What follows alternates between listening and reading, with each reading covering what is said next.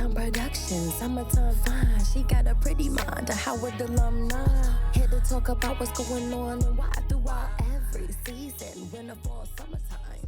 All right, everyone, welcome back to another episode of Summertime. I'm your host, Sommer Hill. Y'all already know. And today I'm here with a comedian and lawyer, Jazzy Beats. Hey, how are you? I'm good. How are you? Good. You know what's so funny? What? I got the name Jazzy Beats because you know that Chris Brown song that was like Jungle Beats, holla at me. Yeah. Isn't that just a tag, a DJ tag? Yeah. Uh-huh. But this girl at my high school was like, they just shouted you out. They said Jazzy Beats. I'm like, no, that's not. So then I made it my Instagram name and now it's like my stuck. thing. Yeah, It's like it's stuck. like my thing. Yeah, because when I first saw your Instagram name, I was like, oh, she does music. Jazzy Beats. I have a troll that comments on all my posts and says, where are the beats on this page? Oh, Lord. And I'm like, damn, like. Maybe you should make one. Just give it to him. I never wanted to make a beat, but I do want to be the girl in the music videos that be like, you know how Rick Ross, it'd be like, Maybach music. Yeah. To make I the want to be tag. that girl, yeah. You can easily do that. Yeah. People always look for new tags. Yeah, I think that's what I need You to just be. have to use it. Let me hear what your sexy voice sounds like. Wait, does Summertime need a tag? Maybe I try Summertime. Yeah. Okay. Yes. Summertime needs a tag. I don't know. I don't have a sexy voice. Just say it's summertime. Real. Okay. How would you say it's summertime? I feel like I'd say it lit. Like, it's summertime. Huh. You didn't like that one? Sexier? I don't know. You Like- do it. Look, I got my little cousin to make me a theme song. That's as good as it's gonna get. Okay, that's good. But I do want a tag. Yeah. That would be cute. Yeah. We're gonna work on it. We'll work on it. Well, anyway, we also have Vanilla Dream in the house on the mic. Hey guys. She's gonna be here really? just interjecting whenever she sees fit, because that's what she do. Thank you, ma'am. Well, we need some comedy today because today is the 7th, right? Yeah. It's the 7th. So we're a day after the election results, or two. Right. And the world's a little, I don't know, how are you feeling about the results? I feel super down. I think even like on my social media, I didn't post about it till this morning because I needed a full day afterwards to like decompress, collect my thoughts, figure out how I was going to process it. I think it's a bunch of things. One, I didn't plan for the fact that she was going to lose. I didn't either. Yeah, I'm like, so- am I naive? Like, No. I genuinely did not consider the other option. Yeah, me neither. It didn't seem plausible. I mean, in all the polls, she was ahead. I felt like it was inevitable that it was going to happen. And then everyone was saying we don't want to get Hillary again, which means like we don't want to get blindsided. But I was like, that's never going to happen. Mm-hmm. We're so prepared. All the polls show she's in the lead. And then it was quite literally the opposite. Not only did I not plan for her losing, I didn't plan for it to be a blowout. Yeah, blew out. Yeah, Like, got she lost blew- by a landslide. It was really bad. Not only did she like lose some of the states that potentially we thought could flip-flop, like Yeah. Pennsylvania, Michigan, Wisconsin, he flipped states. Yeah. States that have States previously been brand. Democratic. Yeah. Yeah. That was like a lot to process. And like as a comedian, I feel like you're supposed to bring like light Mhm. to hard topics. Mm-hmm. But this one was just like a little too hard. There's too much. Yeah. I even feel like I had shows that night and You canceled them? I canceled them. I don't And- blame you. Yeah. It's just like, If this episode would have been yesterday, I would have canceled too. Because I was like, I'm not moving. I'm not talking. I don't want to go nowhere. Because I was at Howard. yeah. And girl, we were in there lit. We was having fun. We were having Yeah. a good time. And then it like slowly just got really quiet. And I was like, Yeah. oh shit. Yeah, as it starts to sink in, because like every election, there's like the red mirage, which is like Republicans are The middle states. Yeah, they like pointed up first. That's what it looks like, and then the blue states start to come in later. The Californias, the Nevadas. Well, not Nevada this time, but the Californias, the like other states start to come in later, and that's when we kick back up. But it was almost like so evident that it was not just the red mirage; it was like actually going to be the outcome of the election, and I think that's when it got devastating. Yeah. And like, I think so many people are like, you're a black woman that went to Howard. You voted for Kamala because she's a black woman that went to Howard. Like, let's not reduce my intelligence to that. Or hers. Or hers, like at all. I think black women are the only group of people that consistently go to the polls and vote in the self-interest of other people. We put other people first. Yeah, go ahead. I literally just went on a tangent the other day because I said, I heard a lot of black men and the reason for either them not voting or them voting Republican. And it was all very self-interest. And I was like, that's the difference there. I was like, women, we vote for the community. Men, they vote for themselves. Yeah. But even not for themselves, because y'all don't have no money.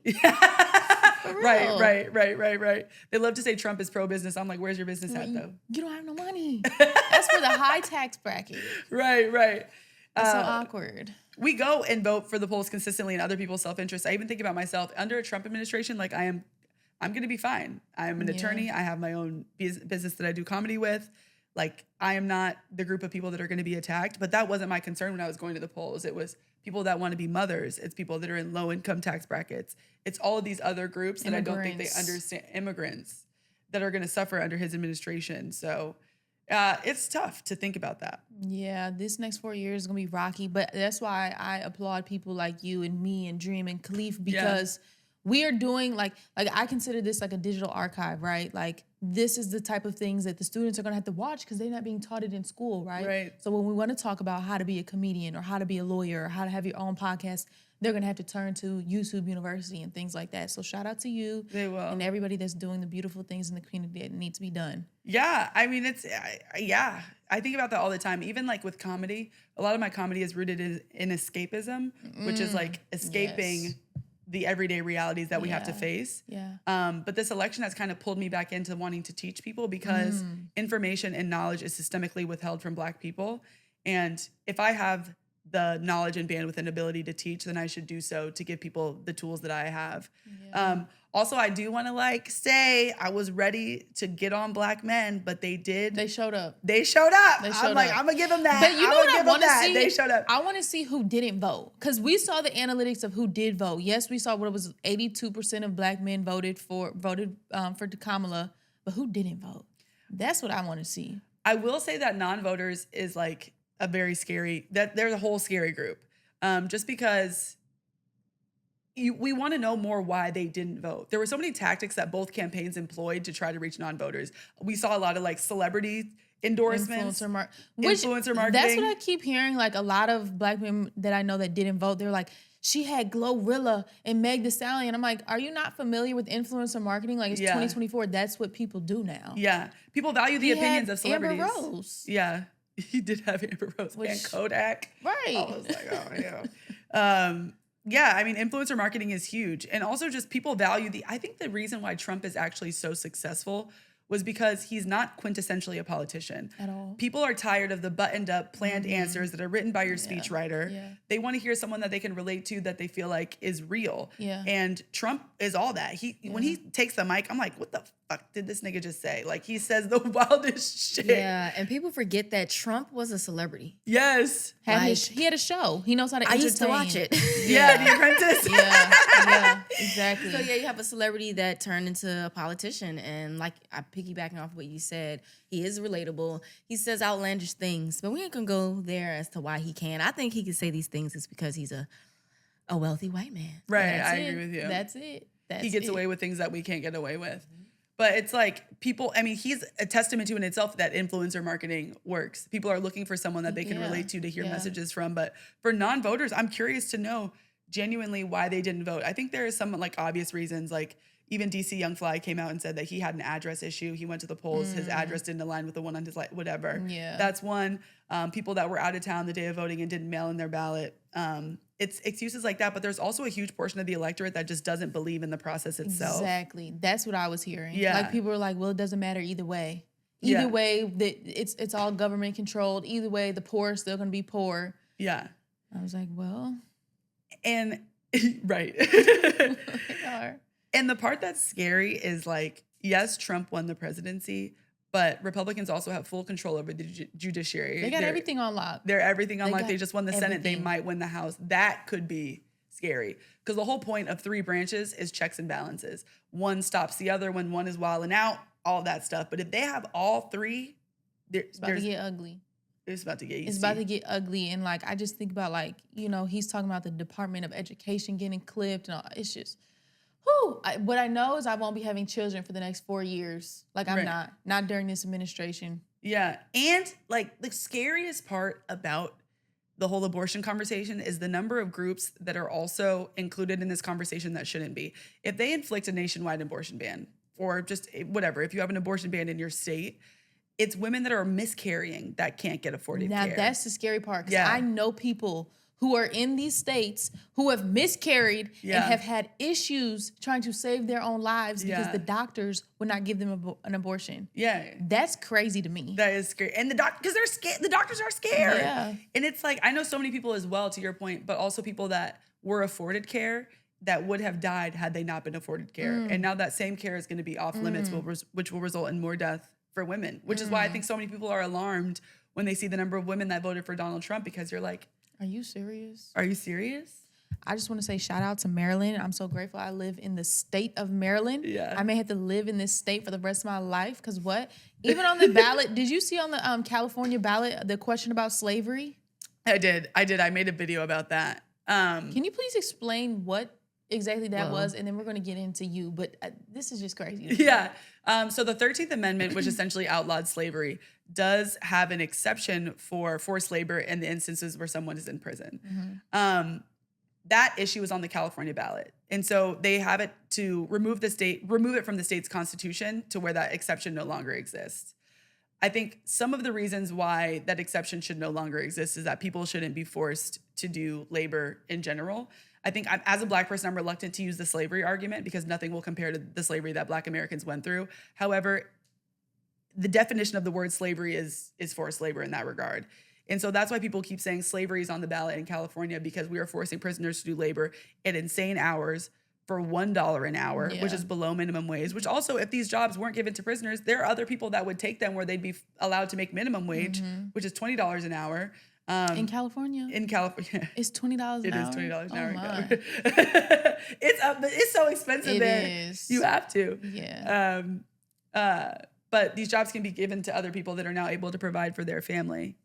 Also, the number of jobs in prison don't even come close to the number of prisoners actually in prison. Yeah. And so if you were to not make the labor mandatory, there are other prisoners that will be willing to do it. Yeah. So that's what it's about. But the number on that is what scared me. It was like 52% wanted it, right? Yeah.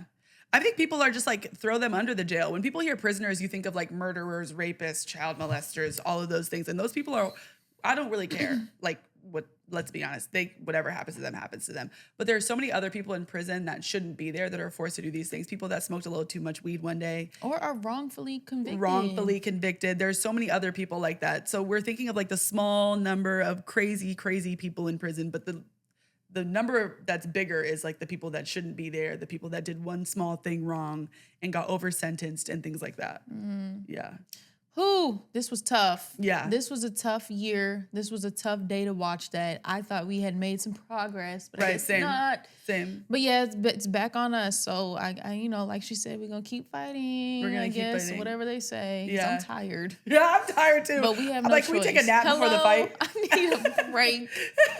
But anyway, speaking of LA, you're from Los Angeles. Yes, I'm from LA. I would like to say, Say. shout out Kendrick Lamar, because I feel like my city is up. He put y'all back on the map. He put us y'all back- never fell off, but he lifted y'all up. And the thing is, like, when I first moved out here, I was shocked because there's not really a lot of West Coast music played out here. Like, we get one little YG song. You're right. And that's it. Now it's Soak City. That's the one I hear all the time. But our music isn't really played.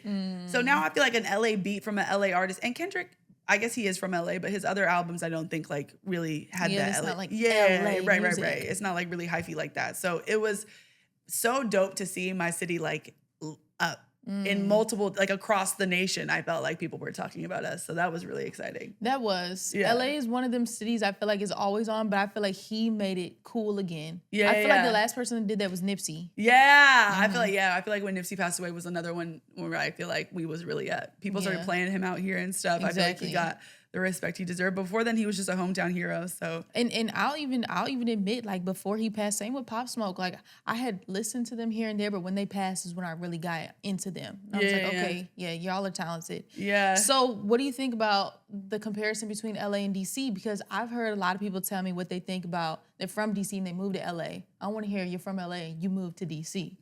okay. I'm not even know if this is like the question, and I might get beef like from people in here, but I feel like DC niggas are kind of weird. How so? Like, I don't disagree. are you from DC? Are you from Maryland? Niggas are not weird though. Not from there. I grew up. I'm from New York originally. Okay. Oh, I love DC. Yeah, I love DC. So tell me more about DC niggas, because I don't disagree with you. I feel like people here, right? Because you're not from. Yeah, I feel like niggas from DC like pride themselves on like their job and what they do. Okay. And that's what gives them their self-worth. Like if you were to ask them like spit to me who you are, I feel like the first few things are going to be like job, all of those things. And it's like, but what's your code? Like, how do you move? How are you raised? Like, I don't know. Like, it's just different. I feel like out here. A lot of people say that. A lot of people they're like, I come to DC and it's very elitist. It's like who you are, who you work for. Yeah. I don't experience that. Oh, interesting. And I thought what you were about to say, like, I think DC niggas are weird as well, but not in the same way. Okay. Like, they're just weird. Like, I'm talking about like the niggas that are from DC. Like, it's just like, I guess maybe materialistic is the word I'm looking for, is what I have found. Okay. But I think the culture that you're talking to is like professional DC. Yeah, that's a good right? point. That's a good point. Yeah. So yeah. how would you introduce yourself? Like, hey, I'm Jazzy Beats. I'm the coolest bitch in the world. really. And I dress nice. And like Celeste That's Burton. how you would introduce yourself?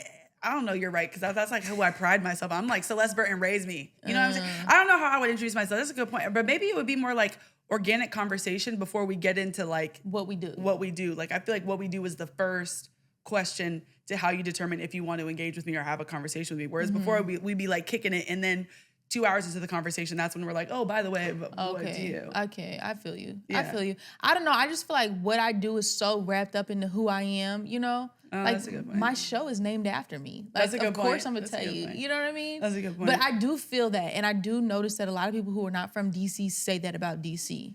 Do you feel like, and this is like for my own personal question, do you feel like having your own show stifles you in the dating world, or do you feel like niggas like it? No, okay, no. Some niggas don't like it. Some niggas be like, I was on a date with this boy the other day, and he was like, so what do you do? And I was telling him, I was like, yeah, I got a podcast. He was like, check. I was like, oh.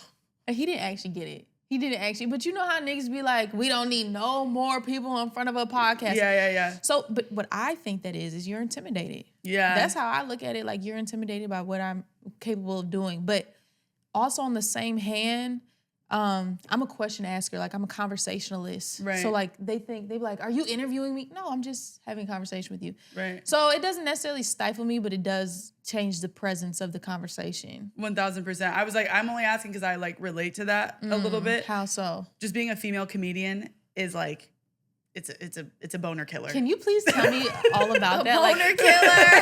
I had to know about Niggas that. do not like that one bit. I think more What so do like, they think? if you were to ask, so like there's been a whole bunch of surveys, just dating surveys in general. And the way that women define funny is a man that can make them laugh. The way that men define funny is a woman that laughs at their jokes. Oh. Yeah, so they view it completely differently than we do. They want to feel like they're the center and we are just like laughing at the world that they're creating. I also feel like men like women of mystery. You like a docile woman that you have to like pry information out of. They love like the chase and pull. I am like my brain on a platter. Yeah, hello. Like I'm like, I don't Give it to you do right any of here. that, you know? And to be a comedian means you love to speak. You want people to hear your perspective. You feel like you have a perspective. Same with your podcast. You feel like you have a niche that you're filling and you are doing things that other people are not doing. I think that sometimes men don't really like that. Yeah. I mean, that's an insecure man then. That's how I feel. That's too. not a man I want. Yeah. I agree. So do they expect you to make them laugh? Well, niggas usually do that too. Or the funniest part is they'll either say, tell me a joke, which is insane. Because it's like, jokes are not funny. it's like, I'm not on stage. Like, you're Yeah. not going to laugh. That or, no, really that's the main one. It's like, tell me a joke. Or they'll say, I don't want to end up in one of your jokes. And I'm like, how do you think you're that important to where whatever happens between us is going to go up on stage? Yikes. That's so awkward. But Yeah. do you make them laugh? I mean, it depends. I feel like my joke style is like I'm a storyteller on Okay. stage. So a lot of my Okay. jokes are like I 5 love good minutes long. storytellers. Yeah.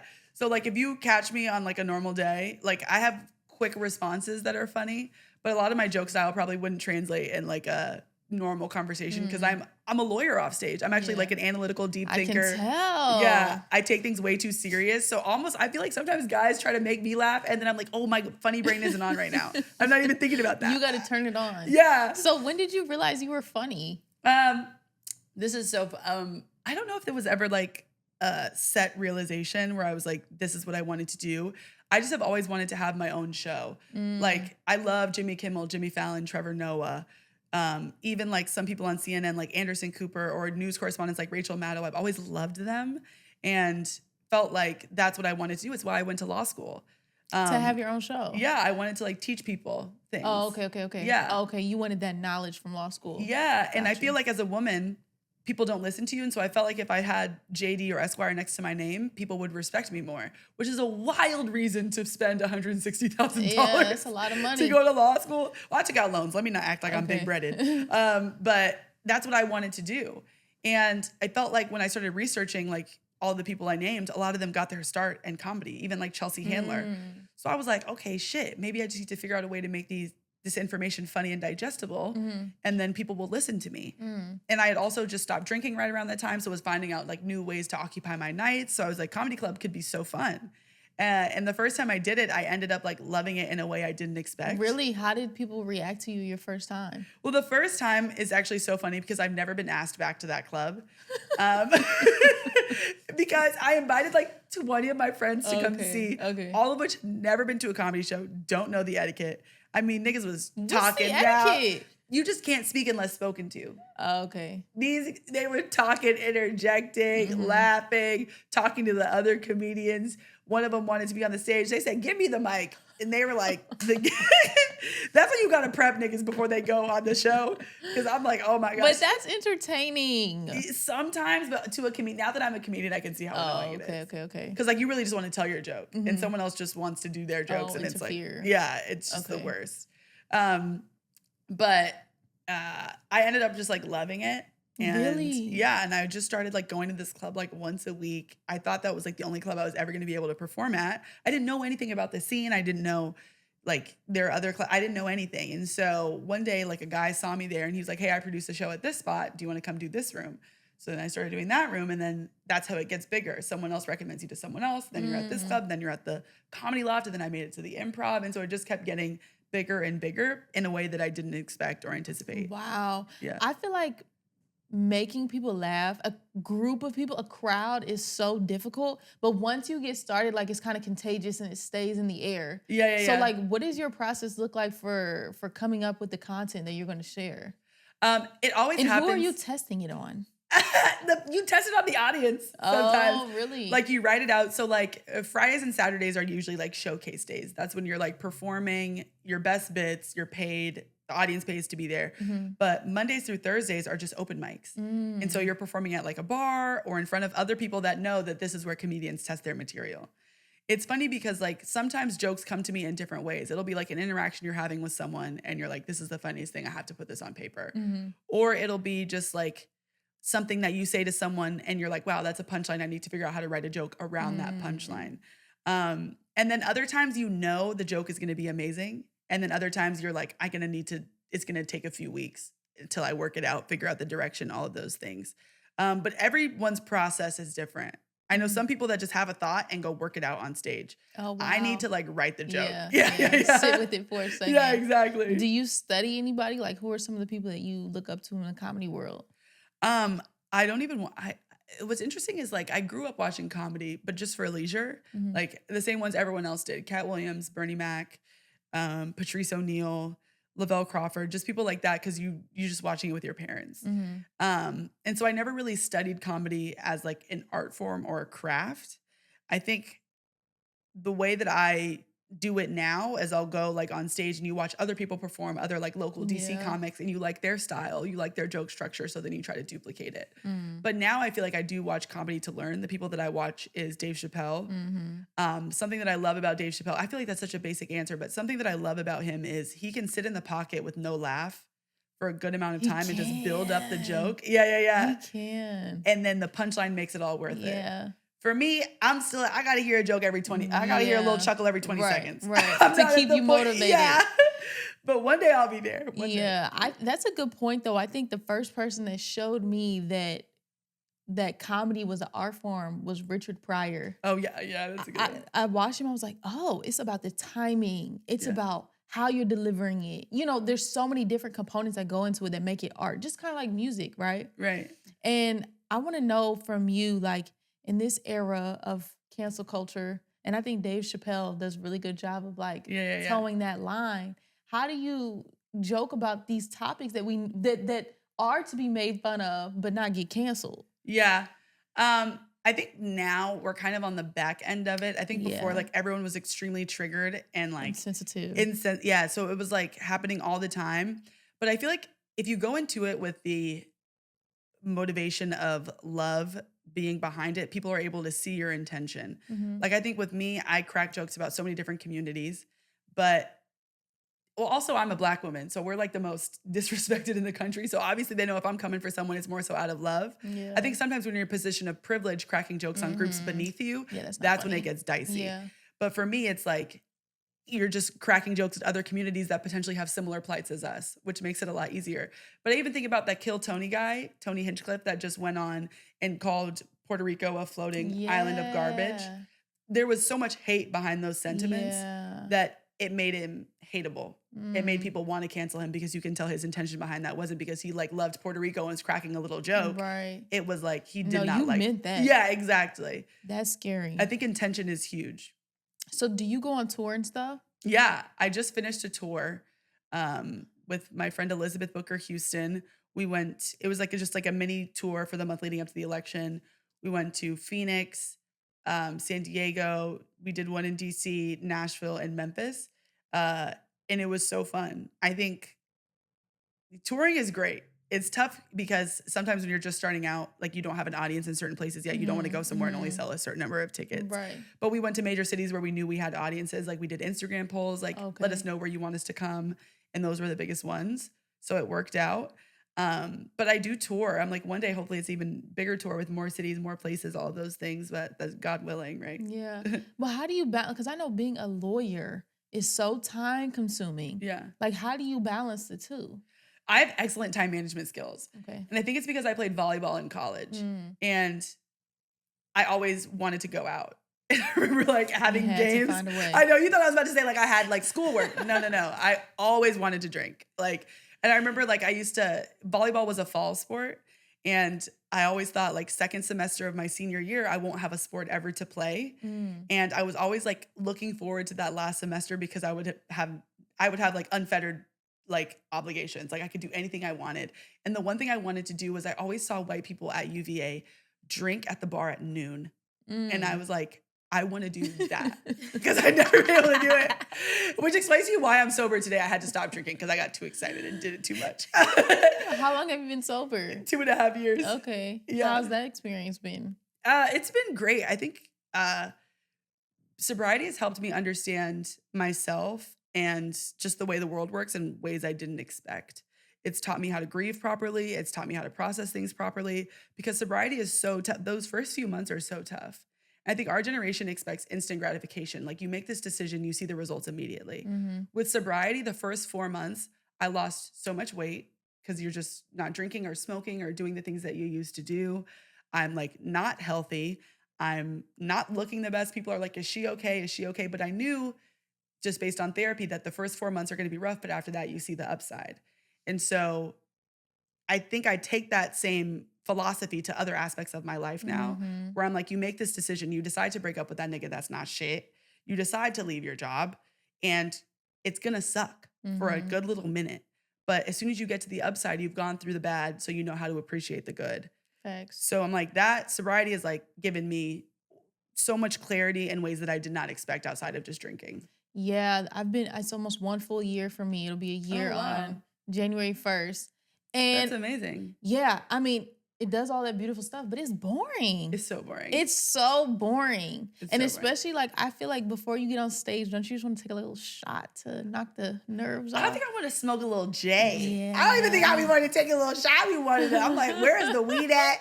And then all the other comedians, they smoke together in a set. And like smoking is so communal, right? It is. It's such a community I miss thing. being in the sesh. I be going to the sesh trying to get a little second. Right. I be like, blow it my way. I be trying to get a little whiff in. You know what I'm saying? Yep. But it is boring. But the thing is, I had to find a community of people that are also sober. Yes. And that has helped me because before it's like all my friends, they just want to do the same shit. But now I have this other friend. She's like, let's go do high tea. Let's go to the F1 arcade that just opened. Let's go to like this VR thing in Tyson's Corner. So they like invent things for me to do that make my life feel fun again. You're right. I will say that this sober year, I have also lost friends. Yeah. And not necessarily lost friends, but just realized like, oh, we was only friends because we were going out having fun drinking. Doing whatever we were doing. Not because we were actually dogs. Right. So you're right in that you have to find people who are on the wave as you. Yeah, you have to find people that are on the same wavelength as you. I think I've been very privileged because my friends are like my biggest supporters in it. That's sweet. So they have like brought me out of my depressive ruts in ways that I didn't expect. Like I think when you go sober, your therapist always says like, you're going to lose a lot of people. And that did happen for me. But also like my bonds with so many other people grew so much stronger because they were meeting me where I was and being understanding of where I was as well. Oh, you have some good friends. Yeah, I do have some good friends. And I want to go back to what you said earlier about comedy, like kind of just masking whatever you're dealing with and making it funny. And I've read something that said like, comedians are the saddest people. Would you agree with that? When you were talking about Richard Pryor, that was like immediately what came to my mind. Yeah. Comedians have so many demons that we struggle with. Why? I mean, think about it. If I was sane, why would I get on a stage in front of 200 people and try to make people laugh? Like, you have to be a level of like off the rocker to get up there and do that. You do. And I think it's because our days are so hard that we want to figure out a way to bring joy to others. But comedians are the saddest people. I think that's why, like, for me, just dating and new friendships are very tough for me because when you see me on stage, I won't date anyone that has seen me on stage. Really? No. They have to like, because it's like that's a whole different version of you. It's a whole different version of me. And it's what you were saying earlier. You get off stage, you're like, hey, can I crack a joke? They're almost trying to make me laugh. I'm like, I am ready to go to sleep and watch a serial killer documentary. We gotta turn this off. Yeah, I'm like, I don't want to do this anymore. How do I get it to stop? Yeah. But it's like you're expecting a certain persona because of who I am off stage that you're unable to appreciate my depth off stage. Maybe I'll meet someone. You never know. Like maybe you'll meet someone like on stage or whatever. But it's like it's two completely like different people. And I think every day just like life is so hard that you want to try to make people laugh and like bring them joy, which is I think why a lot of people become comedians. Even like DC Young Fly, he's one of the goofiest niggas on the planet. But if you watch his interviews like off stage or even his interviews following his wife's passing, he's helped me think about ways to live my life in ways that I didn't expect to come from DC Young Fly. Yes. Comedians are very deep I need to go people. watch some. Yeah. So when you all are like in the back before, you go on stage, are y'all all back there sad and stuff? Like, what does it look like in the back? So when I first came, I have like a crackhead's energy once I get around people. I was just so hyped to be around people and shit. So I remember I came in and they were like, who is this girl? Like, why is she trying to speak to us? Why is she trying to get us to, I wanted everyone, there's a McDonald's right next to our favorite club. And I used to always want everyone to go get French fries with me after. And they were like, we don't want to hang out with you. And so now like everyone has gotten more comfortable with me. But I remember when I first went in, it was like quiet. Everyone's to themselves. A lot of comedians are introverts. Yeah. That's so shocking. I know. I was shocked about that too. I think like stage is their escape. It's how they express themselves. And then off stage, they go back into being in their shell. But a lot of comedians are introverts. So when I came in, they're like, hey, what's the move? They were like, who is this girl? Is this? Yeah. So what is it like being on stage? Like, what does it feel like? It feels so vindicating. Like there are so many things that happen in my day-to-day life where I experience it and then I'm like, is it just me that's seeing this is insane? Or is it just me that's having this reaction? So then you go and bring it to the stage and other people laugh when you would have laughed, or other people go when you would have went, and it makes you feel like, okay, I'm not insane. Oh, I like that. Yeah. It's like a gossip sesh. It is. It's like, I'm not wrong. Yeah. Oh, I love that. It's like when you go and talk to your homegirl and you're telling her a story and she's reacting the way you need her to react. Right. That's what stage feels like. Oh, I love that. Yeah. Okay, I don't want to make you like tell a joke, but I want to hear a story. Like, tell me your funniest story or a story that you've told recently that you love. Okay, can I tell you a story that I thought was going to be like something everyone loved and no one loved? Yes. Okay. This one, I was so excited to have 3 people live react because when I told this joke, the audience was like, "You're a terrible person." So basically, I went to the airport. I don't remember what city I was flying into, but I spent $11 on a bottle of water. And I was so pissed off. And I realized airports, it's crazy, but airports charge whatever they want for anything. And they do it because we can't go anywhere else. They know that I need to spend this $11 because where the fuck else am I gonna go? I'm gonna go back out and go somewhere else. Like, I have to spend this money. And in that moment, I had a realization that so many people go through this same struggle in other areas of life. This is why Big Pharma charges diabetes patients so much for insulin. This is why. This is why they get away with being terrible people. Because diabetes patients are like, please lower the price of insulin. And Big Pharma is like, what the fuck you gonna do? Die?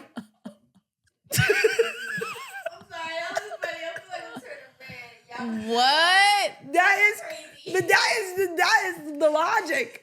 You charge people more when you know they need it. Oh my God. This is true. This is true. It applies to different areas of life. I like that perspective. But the audience ain't like it. What did they do? They said they gave you nasty looks. Like, they didn't laugh. They didn't like. They not only did they not laugh at that joke, they didn't like the whole rest of my set. Would you do the Apollo? No. Oh my God. No. This is the thing. I don't know if you're like this. You're this type of Gemini, but I'm so sensitive. I'm like a very sensitive person. I just learned that I was sensitive. I take things very personally. I think everything is personal. Yeah. I didn't know I was. She's a Leo. Oh, you're a Leo. I didn't know I was sensitive until recently. Somebody just told me that, and then I was like, okay, well, let me check with a few people, and they all say yes. Yeah. I'm very sensitive. Even like comedians, when they come and they want to give me a new tag on my joke, I'll be like, are you doing this because you thought my joke was bad? Or like you're just trying to help improve it? Like, but is it in all areas of your life or just your art? Because with my art, I am sensitive. Yeah. Like when people try to give me feedback, I'm like, then you come over here and host it then, since you think you could do it better. Right. I think it's all areas. I'm not even gonna lie. I think it's really all areas. When's your birthday? June 21st. I'm the last day. Oh, okay. You're on the cusp. Yeah. So that's why you're a little sensitive. Maybe you get because I got a cancer in me. Yeah. What are you? I'm June 5th. Oh, okay. So you're like in the heart of. I'm in the heart at the beginning. Yeah. I feel like Geminis get a really bad rep in the We zodiac. do. Why is that? I don't know. I kind of get it though. I don't. Like everybody's like, Geminis are two-faced. I've never met a two-faced woman Gemini. Okay. Men, yeah, sorry. Right. Men. I would say maybe not two-faced in the quintessential, like I'm going behind someone's back. Yeah. But I do have two faces. Do you? Some of my friends have never seen the other side. What's the other side? When I feel disrespected, I'm the most evil, vengeful person on the planet. And maybe it's because I'm an Aries moon and Leo rising, so I have a lot of fire as well. You got a lot going on. But when I feel hurt, my only objective is to make you feel the same pain that I felt. Really? And God is working on me on that. Like, that's not something I say proudly. But it's like, I take hurt, like, and then I'm just, yeah. The other side is like in your face, and I'm not happy. I think my two sides, I have this side that's very outgoing and energetic and high energy, and then I have a side that's like, don't talk to me. I don't want to say nothing. Oh, I do have that too. Yeah. But I think I have several because I can be vengeful. Yeah. If you hurt me, like if you hurt my feelings, oh bitch. That's how I feel too. That's like the one thing I can't bounce back from is a hurt feeling. I can bounce back from like a lot of things. Also, like anger is a secondary emotion. Yeah, exactly. Anger just doesn't come out unless you feel embarrassed or hurt. You just have to acknowledge what emotion is coming first. Right. That's typically sadness. Yeah. If I feel like someone hurt my feelings, I'm like, oh, no. Really? Yeah. It's up. What have you done to get back at somebody? Oh, I've revenge cheated. I'm not saying this proudly. I'm a woman of God. Like, I am getting better. But I've always felt like growing up, I would always see like women sad when a man did something to them. Like, you can't. You gotta do it. But does that revenge, that vengeance, doesn't that affect you? Like, I've never revenge cheated because I'm like, I'm gonna feel bad about this shit. Because, yeah, I think it depends on like the person. I think with some people, like the revenge will make them feel bad, or you're letting someone take you out of your character. Right. When someone cheats on me and I revenge cheat, I'm like, wow, I've been fixing to get back into this character. So do you tell them like, hey, just so you know, I got my lick back? Yeah. Oh, I'm 29 now. You say it? Yeah, but you gotta let them know, because men, this is the thing. No, you gotta feel let like them find it. Yeah, you gotta let something happen. Wow. Like it's more, again, I'm 29. I haven't done this in years because I'm A woman of genuinely God. trying to, a woman of God, living a better life, all of those things. But like, so I told you, sometimes you just want to make someone feel the same pain that they made me feel. Mm-hmm. Like, and as a man, there's nothing that would hurt you more than knowing that I gave up what was like yours, right? So you gotta let them feel that pain. Are you judging me? Nope. Of course not. I feel like this is horrible. Like now I do not do this. Like, Mhm. especially because I'm at my big age, you just got to move on and keep it Yeah, pushing. I think the yeah. best revenge is like leveling up. Letting go. Yeah, Never exactly. speaking to them again. Right, exactly. So now that's my motto. But before, I was like, I can't let them get one up on me. Wow. Yeah. That may be some of that lawyer spirit in there. Right. What kind of lawyer are you? I don't practice. Oh. I am barred. I'm barred in the state of California, so I can wave into DC if I would like. But I work for a consulting and lobbying firm, Nice. which is nice because all my friends have to bring their laptop to dinner, and I'm done at 6. I've done it since. Yeah. Amen. Yeah. So what is your goal then? Like, do you plan to use your lawyer degree? No, I really just want to be able to say it so people respect me. I don't know if I ever want to be in a courtroom. I was in a courtroom before, and it was my 1 year of law school. I was interning in federal court, and it's a horrible place. Mm. I think I was like underestimating how difficult it is to be in those environments. Mm-hmm. I think the whole point is like of you wanting to be a lawyer is you wanting to do some form of good, but I was realizing how difficult that would be.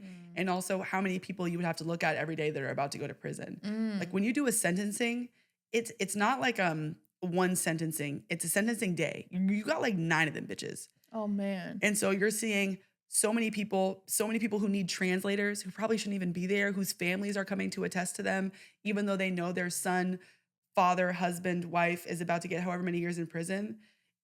I was crying every day. It's tough. It's not for the faint of heart. Yeah. So that was always your goal? Just I need to do this so I can have the knowledge to back me up, or you wanted to be like an actual practicing lawyer? Yeah, I wanted to be like a practicing attorney that like, because only way people listen to you is if you establish yourself. So I thought, okay, if I have this many years of legal experience, then I'll be able to teach.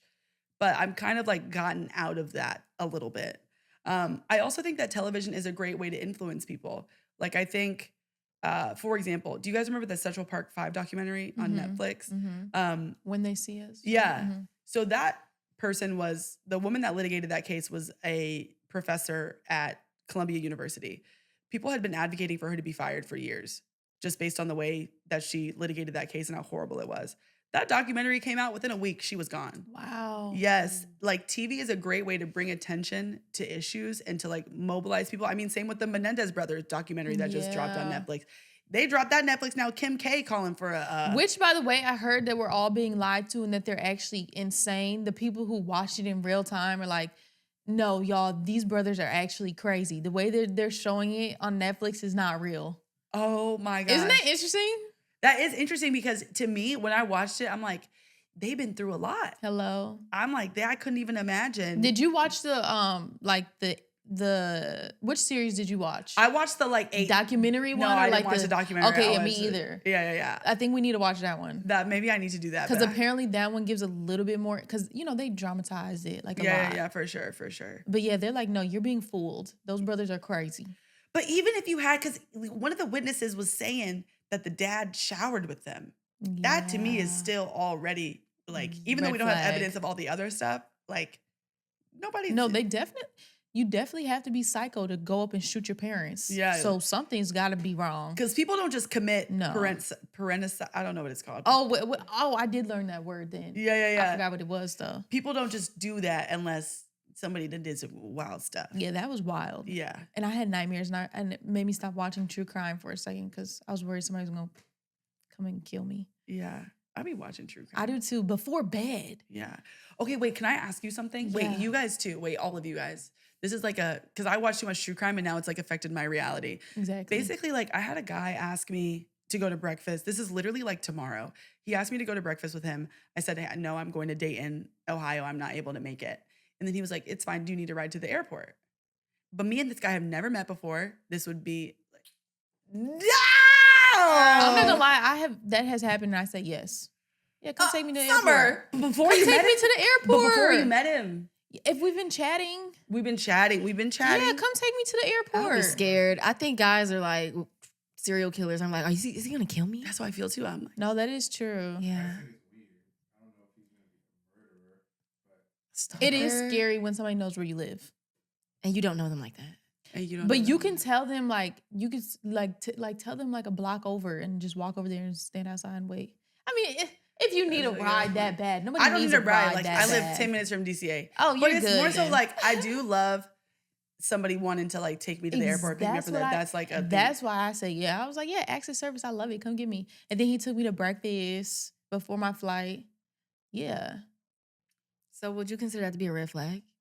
I feel like, first of all, I think asking someone to breakfast is a huge green flag. That already was like, okay, because like dinner, even like lunch, anything where we have shit to do after means you're not just trying to Yeah. do one thing. You know Yeah. what I mean? So I'm like, Yeah. the breakfast ask was a green flag. Yeah. So I already was in the green flag like realm by the time he asked me the airport question. So I'm like, I don't know. It could be really nice or it could be really weird. Or he wants to show me what type of car he got. Mm. That's what I was thinking too. Too soon? Okay, too soon. I dated a girl for like 6 months before they could see my house. Really? Oh, wow. Okay. Yeah. I'm So are you gonna go? Are you gonna let him? I don't know. I just am not. Maybe let comfortable. him pick you up. Well, he said he was like, because I told him literally when he asked, I was like, I don't know if it's because I watch too much true crime, but this sounds like the intro to a movie where the girl never makes it to the airport. And then I told you, I've been saying too much too soon. That's why I'm like, niggas probably don't like me because I talk too much. Say? He said, he was like, I understand this is like why I don't meet people online because like you came across my like Instagram. And then I was like, yeah, like, I don't know what you want me to say. And he was like, well, we can get a FaceTime in before. If it makes you feel, he said, I don't want you to feel uncomfortable. Oh, that's sweet. Okay. That's what I'm saying. FaceTime him. I'm gonna FaceTime him. Yeah, do that. Okay. Do it after this and let's see. But women are like, the women are like, you want to FaceTime him right now after the interview? Yeah. Okay, let's do that. Well, you guys are all here. Yeah. Okay, let's do that. We could just see the vibes. Okay, you're right. That way, okay, this is nice. Yeah. It will be during the workday. Okay. But Just hopefully be like, you oh, I just wanted to say hello. Okay. Like a little quick. Wait, I can tell you're a Gemini. Yeah. You're like, let's do I'm it. a cold caller. Like I'll pick up the phone right now and just call somebody I've never talked to before. Like I'm big on that, cold calling. Just pick up the phone. Girl, you better than me. Because you gotta see what they're doing right now. What are you doing right now? Better than me, girl. When you don't know I'm coming, what are you doing? I want to know. Oh, man, okay. I'm gonna do it. When we end, I'm gonna Yeah. do it. Okay, I'm looking forward to that. Okay, well now I'm excited. Okay, tell me your goals for comedy. Like what are your plans? How big we gonna get? You know what's funny? I've never wanted to be, I told you I wanted to have my own show, so I've never thought about like quintessential comedy goals in itself. I will say that comedy is very lucrative. Like if you're a touring comedian, you make so much money. Really? Per show. Yeah, like once you're famous. Right now, it's not nothing. Okay. Once you're actually famous, you go to these clubs, you do headlining weekends, 1 show Thursday, 2 shows Friday, 2 shows Saturday, sometimes 1 on Sunday, with a 70-30 door split where you're taking 70% of ticket sales on a 200-person venue. That's a lot of money. That could be up to like $30K a weekend. So are you gonna go the route of that or have your show? I think it could be both. Like I'm thinking like even Taylor Tomlinson has her own late night show now, but also tours. I think it might be a situation where I tour like once every 4 years or something. But I don't know. I'm kind of getting up there in age. Maybe like once every 3 years. I don't want to be like a comedian, like where I'm Cat Williams. I'm doing one tour ends, another one starts. But I do want to still do it because I think it's a way to just speak to your audience members in a way that you wouldn't be doing on air. So. Oh, I love that for you. Yeah. And I'm so glad that you were here and could share some comedy with us and make us laugh. I'm happy. But we got to wrap this up because I want to call this boy and I want to see. Thank you for coming on today. Thank you for having me. This was great. Of course. Summertime.